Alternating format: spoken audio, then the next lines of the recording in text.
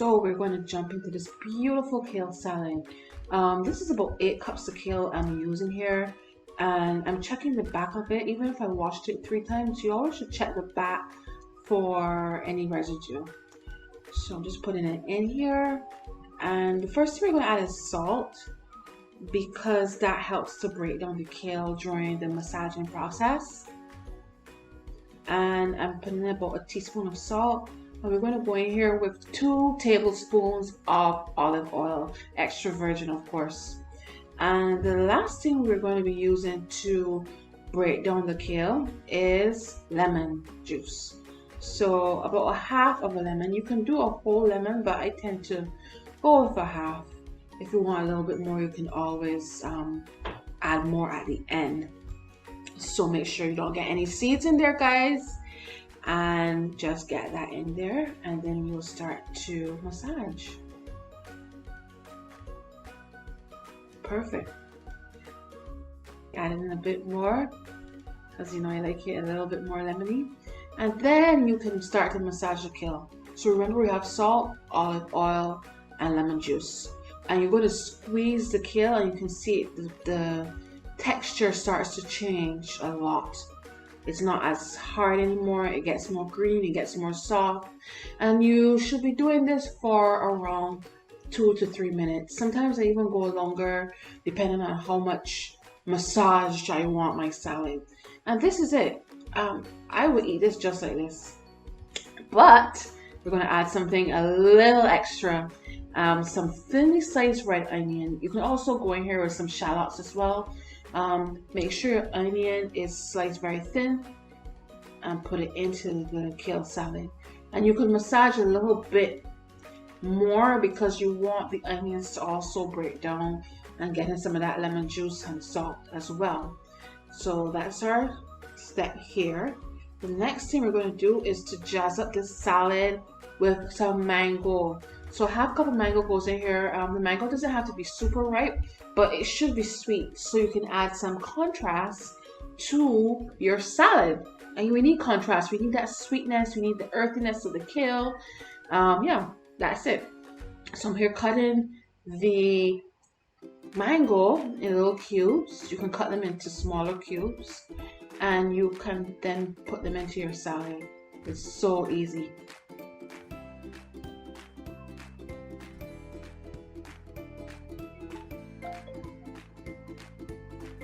So then I'm going to add some more cranberries here.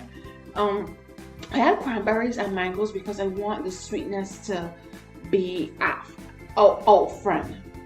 And this is my favorite way to eat kale salad, with all of these things inside. And then I'm going to add some more sweetness with agave nectar. So it's not a dessert, guys. It is a way to balance the kale with something sweet, and this is just such a really pretty preparation of kale. And the last thing I'm going to add some crunch is some toasted pumpkin seeds. These are so nutritious, and you can toast them ahead and put them in a jar, or you can toast them just before you serve the salad, so it has that really nice fresh toasted taste. I'm just toasting them in a pan with no oil, just moving them around, and they sometimes pop. Don't be scared if they pop. Oh yeah, look at that. I'm gonna add my pumpkin seeds. You can even reserve some of these seeds for when you're plating your salad and you want to put some at the top, but I put all inside. It was just 2 servings anyways, so I put all inside. And I actually put a little bit more because I like a lot of pumpkin seeds. And this salad is very dense, very filling, full of fiber, protein, iron. You can't go wrong with this salad. And the good thing about this salad is that it works all during the year. So you can have it in the winter, summer, wherever. It just works. And that's it. So we're just going to plate it up really nice now. And it's good the next day, but I wouldn't stretch it for more than 2 days. And that's our beautiful kale salad. Are you going to make this recipe?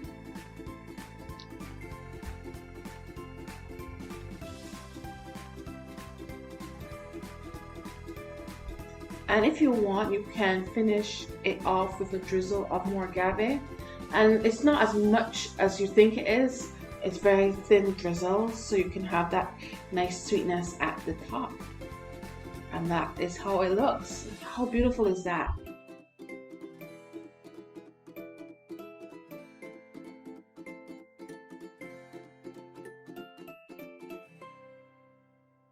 So now we're going to move on to the lentil patties.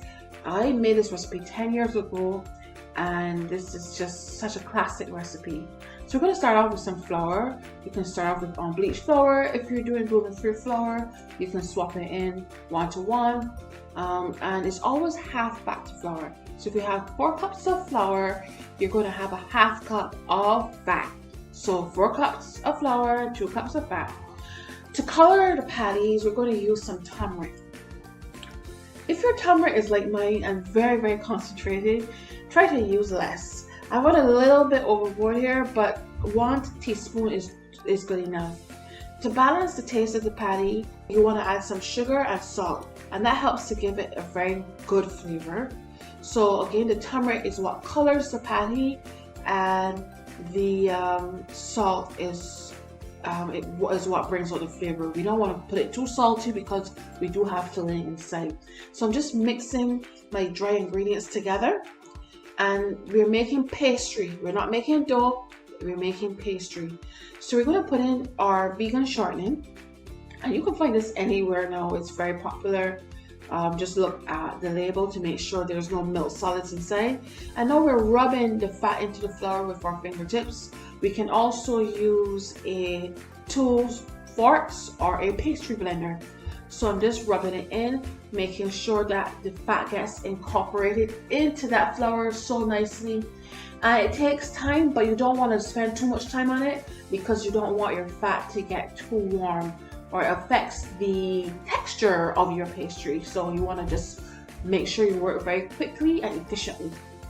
So we're working until it gets like breadcrumbs and everything is incorporated.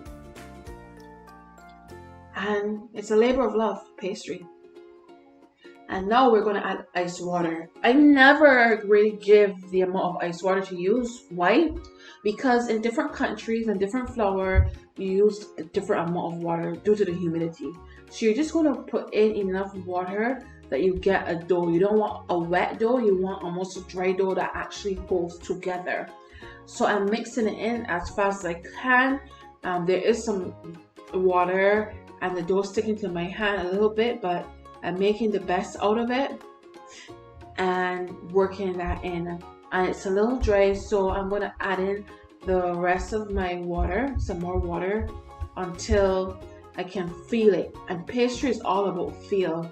You need to be able to know what you're feeling for. We're feeling for dough coming together, but it's not too tacky, because we need to roll it out, and I tend not to flour my board when I'm rolling it out. So this is the level I want to get it to, that it's holding together but it's not sticky. So I'm just going to wrap that in parchment paper when I'm done, and I will put it in the fridge while I work on the filling. So I give my pastry time to rest. So I'm just going to add in the rest of the water and get that dough all together, and then we're going to wrap it up in some parchment paper. And we're not kneading the dough, we're just pushing it and forming it together with our hands. There's no kneading in the process because we don't want that mixture to get hot. And right now that mixture is still very cold in my hands. It's very icy from the ice water and also from the butter. And one tip, you have to stick your butter in the freezer just before using it, so it's very hard. And then we're going to go to the filling. So for the filling, it's just lentils and nice seasonings, and we're going to start with a half of an onion and 2 large cloves. So we're going to cook this down, saute it with some olive oil. You can use avocado oil or coconut oil, and we're going to put all of our onions in. I used some red onions because I had some from the Kale, but you can just go in here with some white or yellow onions. And we want to saute this until those onions start to sweat down.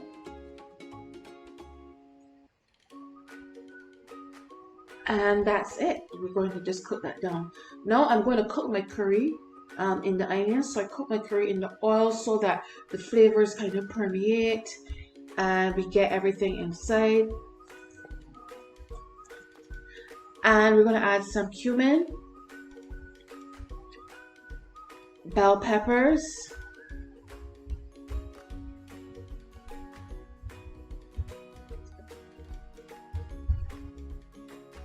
we're going to add some scotch bonnet and cook that as well. We want that peppery flavor. This is not too hot. Once you don't leave the seeds in like me, you're good to go. And we're going to add some dry lentils. These are lard lentils, L-I-A-R-D, green lentils. You can also use Lentil du Puy, French lentils, whatever lentils you have, go ahead. Red lentils will cook a little faster. So be careful with the red lentils and go with a more sturdier lentil like the green or the French lentil. Worcester sauce. I'm going to add some pink salt.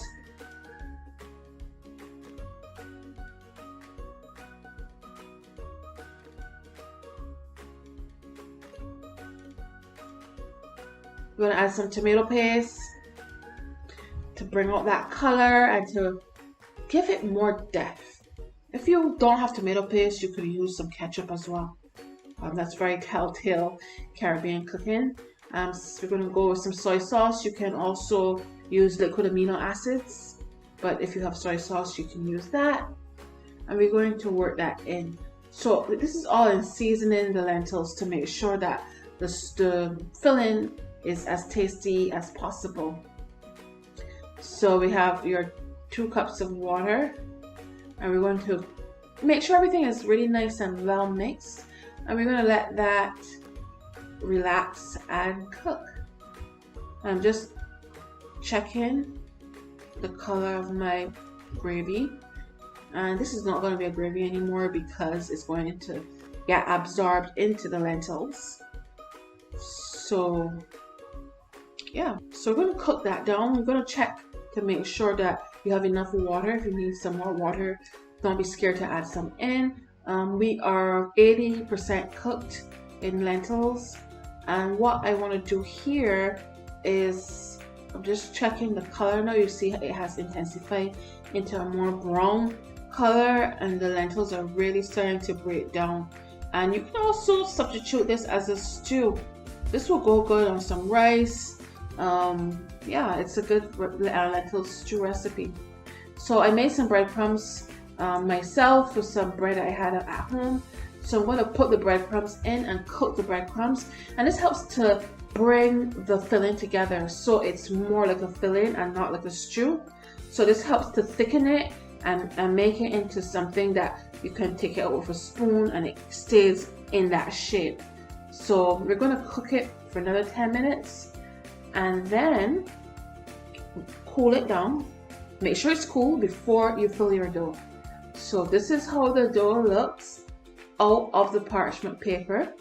See how good it looks? It doesn't look as dry as it looked before. So we're going to break it down into 8 pieces and we're going to roll it and make some patties.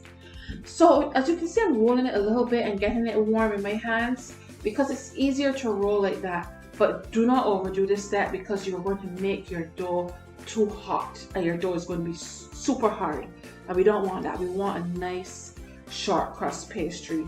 So you're going to roll it, and you can see I'm rolling in one direction at all times. Even if I'm turning the dough, I'm rolling in one direction, and I'm going to roll it out around 5 inches and then cut it with a bowl, or you can roll it out like this, fill it, and then cut it with a pizza cutter. So we're just going to do the bowl method where I put the bowl over and then I cut around.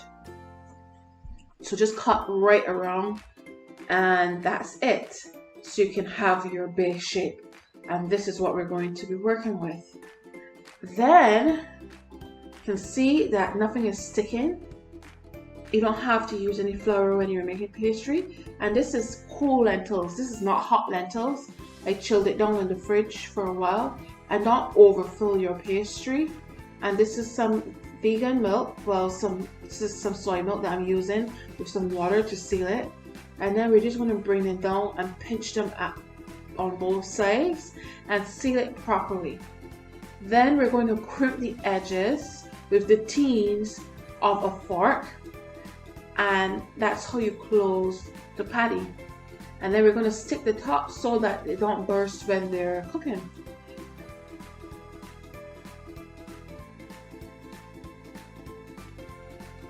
So again, we're going to get that dough. We're going to just get it a little soft in our hands because it has been cold. We're going to roll it out. We don't need any flour because our pastry should have been well made. And we're rolling. You can turn it in a different direction to stretch it out. And thin is always good because you don't want a heavy dough. And I'm just turning and rolling, trying to roll in one direction. We're going to go back here with our trusty bowl, cut around the edges.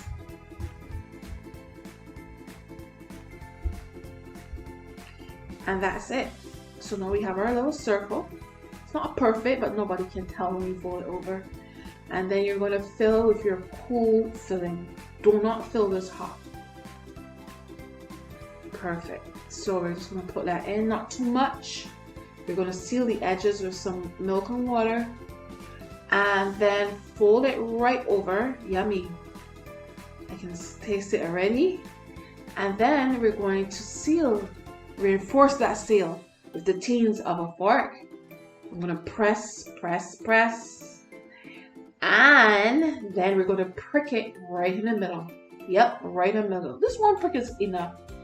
So then we're going to put them there. So that's it.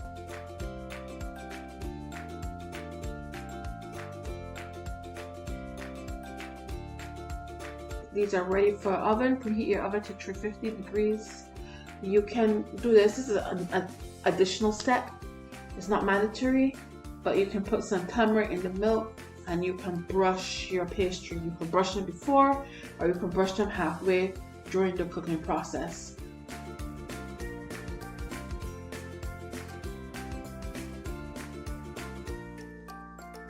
And then we bake, and it's how easy you make lentil patties. And then you eat them. So now I'm going to make a patty dipping sauce. Patties are just so dry, and I want this sauce. It's almost like an aioli, so it's so easy to put together. You can use this sauce as salad dressing or whatever. So we're going to get some vegan mayo. I like this brand in particular because it just tastes like regular mayonnaise. And we're going to be adding some hot sauce. This is a hot sauce that has mustard inside. This is what we have in Barbados. I tend to use this hot sauce in my recipes. Then we're going to get some ketchup. This is a low salt ketchup. So I don't have to salt again because the mayo has some salt, but you don't have to. And some people just make this like that. And it's a kind of a dipping sauce for akras, for anything that you want to dip in. You can just leave it there. I always take it another step ahead. And I didn't have parsley, so I used some green onion in my sauce. And this tastes so good, and it gets better every day. It just gets more flavorful every day. So you can just make this ahead and use it for later. Then we're going to add some agave nectar. Remember we used it before. We want to add some sweetness, a little sweetness to balance out everything. And we're going to add some nutmeg in here. I just love nutmeg in my sauces.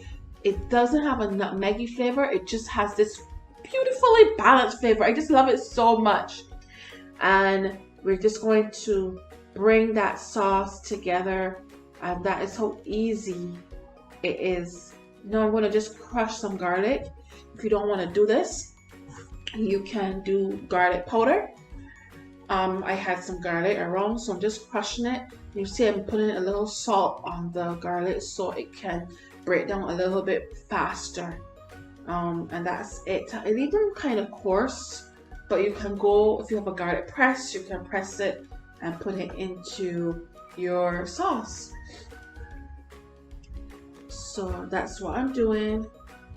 And just mix. That is so easy to put together. You can use this as a salad dressing, a dipping sauce for chips, even fries. This will taste amazing on fries.